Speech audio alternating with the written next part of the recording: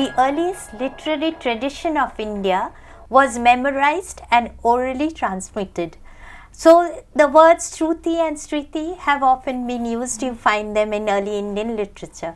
Now only at a later period we find that the language that was used in the Rig Veda was Sanskrit. Now it has been universally accepted that Sanskrit bears great affinity with almost all European languages except for Hungarian, Finnish, Turkish, Basque and etc. Now all these languages look back to a common ancestor, to a common dialect which was used by tribes inhabiting the steppe lands of South Russia. This affinity between all the Indo-European languages gave birth to the science of comparative philology. Now the kind of Sanskrit that was used in the Rig Veda was ornate and it was not understandable to the common people. At all stages, Sanskrit contained a lot of inflections, and Vedic Sanskrit had various forms which were later simplified, and some of them later just went out of use. Okay, and in the later period, certain changes can be noticed in the Sanskrit language. The Sanskrit that was used in the Rig Veda, we find that the language developed considerably. Now the older inflections often went out of use and the grammar was simplified, but then it was still difficult to understand.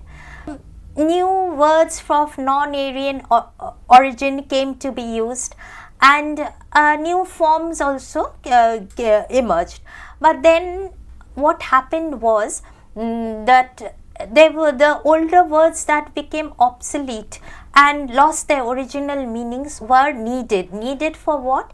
So that the Vedas could be properly understood, and when the stotras were being uttered, they needed exact pronunciation. So to understand them properly, for the exact pronunciation, India developed a science of grammar and phonetics. Can you give us the names of such texts? Yes. The earliest linguistic texts which sought to maintain the purity of the Vedas was Yaksha's Nirukta, which was written sometime in the 4th century BC. Now following this, we have a very important work, that of Panini's Ashtadhyayi, which was written about the end of the 4th century BC. Now with Panini's grammar, we find that classical Sanskrit emerged and reached its zenith. We do not find any further development in this sphere except an expansion in its vocabulary.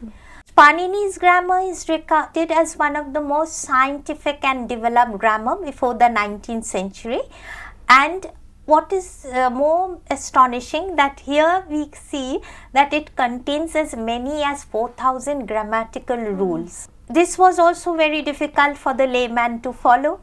So what was required is that a kind of pre-understanding or a commentary on Panini's Ashtadhyayi. So we find a further development, further works were composed, and these were mainly commentaries on his works.